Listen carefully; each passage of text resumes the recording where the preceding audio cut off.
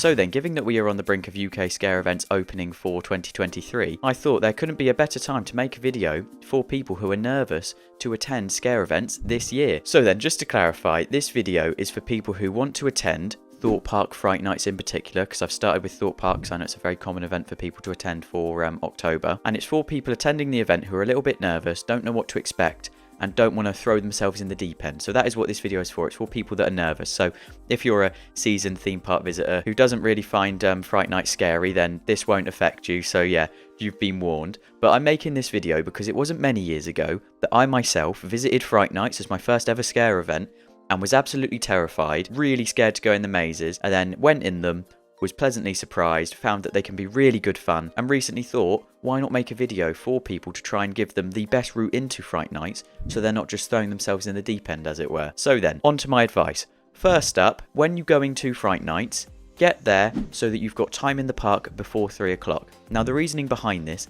is that mazes and actors, like roaming actors and everything, starts at 3. So from opening until 3, there isn't actually any Fright Nights things to be worried about, in that the event isn't really underway. Although they'll have all the props and sets obviously still up because it's for Fright Nights, there won't be any actors, the mazes won't be open, which means that you can go around the park in the day and get a scope for what the event will be like. If you've never been to Thorpe Park before, it will mean that you can wander around. You can go for a ride on Nemesis Inferno and you can literally look down into what is Death's Doors. So I'd really recommend doing it. It's a great way to understand what you're getting into, and if you want to leave, where to walk to before the event's underway, so you can avoid roaming actors and everything if you did choose to. Because that is something which I very much relied on and found reassuring, in that I go to Thorpe Park way too many times. Don't really want to count how many times I go a year. So that was the reassuring factor of I knew the park and I knew that there is ways to avoid roaming teams. Because this year, once the crows have gone into Morecambe Meadow at 6, because obviously from 3 till 6 the crows wander, I'll go on to that in a minute, you're fine and you can just walk out and you don't have to go through scare zones. So then, second up, I would recommend going for a ride on either The Walking Dead or Ghost Train. Now this is because The Walking Dead has an end segment after you get off the ride. There is an actor in the exit corridor, which is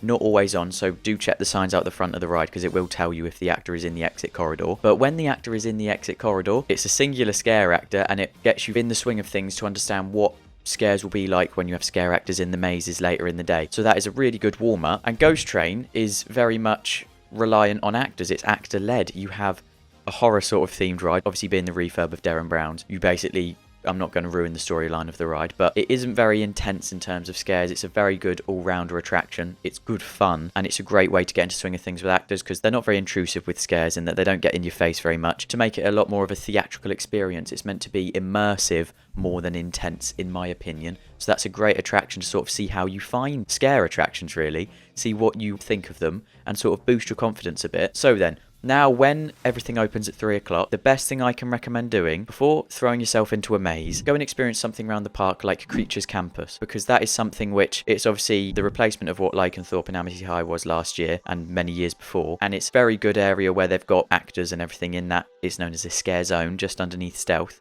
or in the Stealth Plaza. But from what I've known in previous years, they're not so much in terms of just trying to scare you. They have a bit of fun with it in that they'll go around and they'll sort of have conversations with you and it'll be really good fun while they're in character. It's a great way to understand and keep reminding yourself that actors are people. They're not going to go for ridiculous scares if they know that you're not enjoying it, because they're human beings at the end of the day. They can read how someone's feeling, really. So it's something which is really great, and it sort of gets you in this swing of things of understanding what the event will be like in a scare zone which isn't so much full-on scares constantly. It's just a bit of fun, really. It's a great laugh to go in. After that, you can experience things like Death's Doors, which is really good fun because you do get some more scares in there, but it's also really fun because you've got the dynamic of knocking on the doors. Not ridiculously intense either. It's a great way of sort of getting yourself in the swing of things. It's a little step up each time, which after the crows at 6 obviously go to Morecambe Meadow because they'll be roaming, so you may bump into them. I do have to warn you of that throughout in 3 till 6. Once they go to the scare zone, which I think is 6, it could be a different time. You can check all of this on the app. It will say go through the crows before it gets ridiculously dark, because it's practically near to what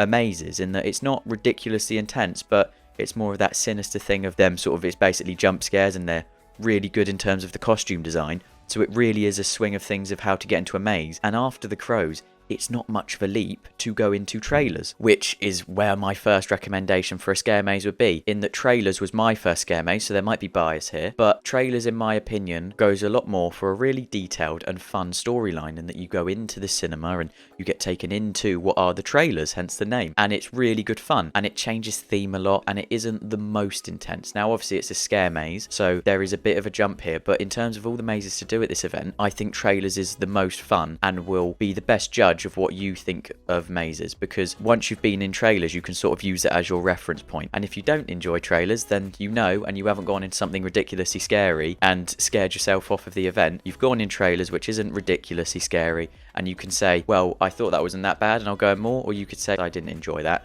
And you can just enjoy the parts of the event that you've already been to, because you don't have to go in the mazes. They're a thing that you can choose to go in and pay add-ons for. But if you don't enjoy them, just go for everything else that Thorpe Park has to offer. It's a great theme park, so just go on the rides instead. If you did enjoy trailers, however, and you want to keep stepping it up, which I would definitely recommend, because although you may think, oh, it's scary, that's the point of the event. It's meant to be scary but fun. It's that weird thing of humans enjoy fear, really, don't we? You get scared, but you get a little bit of a buzz off it and you kind of enjoy it. That's exactly what Fright Nights encapsulates, and really Scare Season does. It's just what keeps scare events going. It's that fun we find in having jump scares and a bit of a laugh you can have with your mates from it. So then next, I would recommend going on to Stitches. Now, this is one which I have to warn you, I don't know much about, so it might be worth reading into this. The reason I've said Stitches next is, from what I've read, it's a fixed route maze, meaning that you'll be in groups, not by yourself.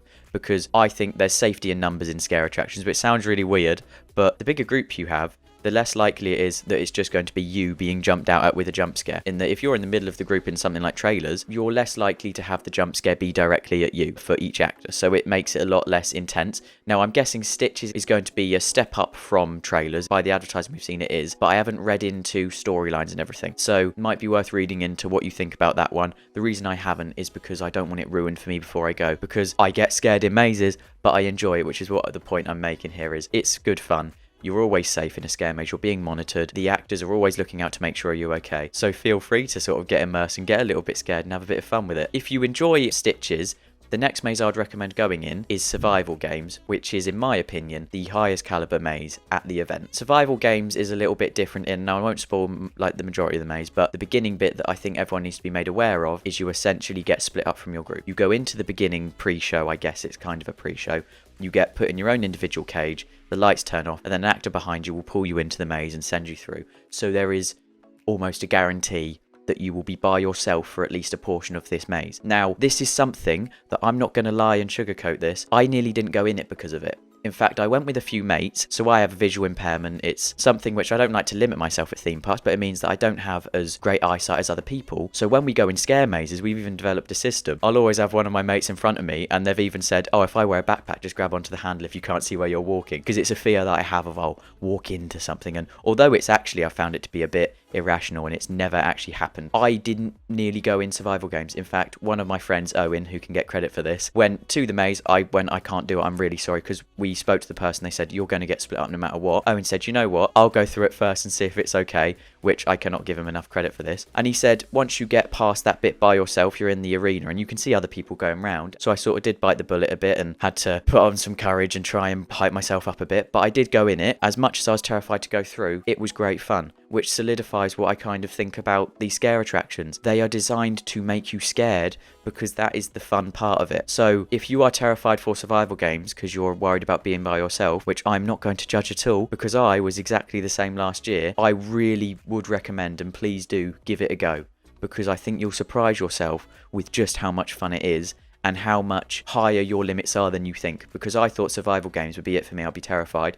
I found myself walking around having a great time, amazed by what I could see in these scare events, and have booked so many more this year because I realised, actually, you know what, I can go through these mazes. So I know mine's a bit of a strayed example, but I can guarantee you, if you are nervous for this event, you are going to surprise yourself with how much higher your tolerance is than you think. So thank you for watching. I know that was a bit of a different one. I just thought, I always, when I first went, thought, wouldn't it be great if there was a guide to say what is the best order to get into it? So I thought, why not make a video? One that will be a very niche example, and you might not agree with the points I've said, because that is one thing.